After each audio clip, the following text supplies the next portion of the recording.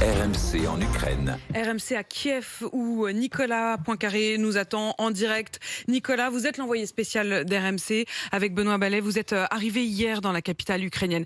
C'est une ville déserte où les habitants hésitent entre partir et rester, Nicolas. Oui, exactement. C'est un vrai dilemme, une sorte même, on peut dire, de choix cornélien, partir, essayer d'aller se mettre à l'abri, ou bien rester dans cette ville avec tous les risques que ça comporte. Alors, il y a des gens qui changent d'avis, il y a des gens qui peuvent décider de partir, puis qui renoncent au dernier moment, ou bien l'inverse. Alors, partir, c'est l'incertitude, c'est le chaos, c'est abandonner ses appartements, c'est abandonner ses amis, sa famille, et puis c'est partir dans un pays sans dessus dessous, sans savoir exactement où on va pouvoir être logé. Pour les femmes, c'est l'espoir de passer en Europe, mais pour les hommes, ça ne l'est pas. Donc, c'est ce qui fait que depuis 15 jours maintenant, tout le temps, à chaque moment, les gens se disent, parlent de ça entre eux. Qu'est-ce que tu fais? Est-ce que tu pars? Est-ce que tu restes? Qui reste? Pourquoi est-ce qu'il reste?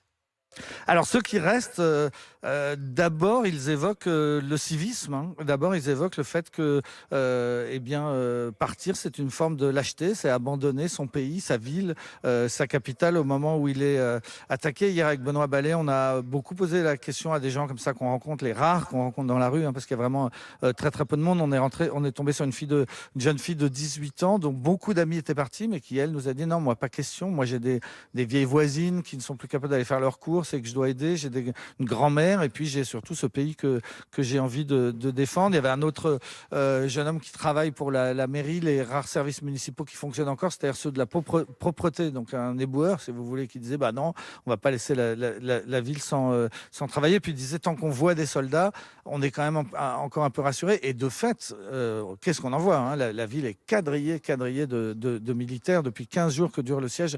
Les barricades, les renforcements militaires sont à chaque moment un petit peu plus sérieux. Donc voilà, c'est un des éléments qui fait que certains peuvent avoir moins peur, mais enfin la peur, elle est là. La peur, elle est là et ils ont peur de quoi concrètement? De tout, absolument de tout. Hein. Ça peut être l'entrée des chars, comme ils ont commencé à le faire dans des grandes banlieues nord de Kiev. Ça peut être l'hypothèse de combats de rue.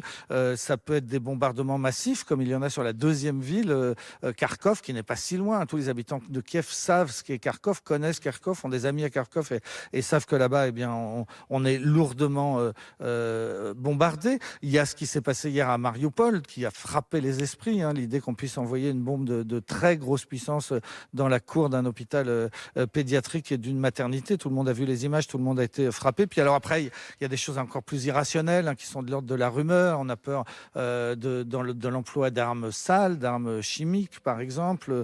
On a peur du nucléaire, puisqu'on est ici qu'à 100 km de Tchernobyl et qu'hier on disait que faute d'électricité, la vieille centrale détruite de Tchernobyl pourrait se remettre à être irradiée. Mais tout ça sont un petit peu des rumeurs. Et puis l'autre peur, c'est le siège, hein, l'idée que la seule route qui est encore ouverte, celle qui mène vers le sud, pourrait facilement être bloquée par des bombardements russes ou par des chars russes. Et à ce moment-là, effectivement, on se retrouvait dans cette immense capitale fait comme des rats, avec aucune possibilité de sortir, et ça pour une durée indéterminée. Hein. Les Russes savent qu'il y a eu des grandes villes assiégées en Europe ces dernières années. Sarajevo en Bosnie est resté assiégé 3 ans. C'est une des peurs. Hein.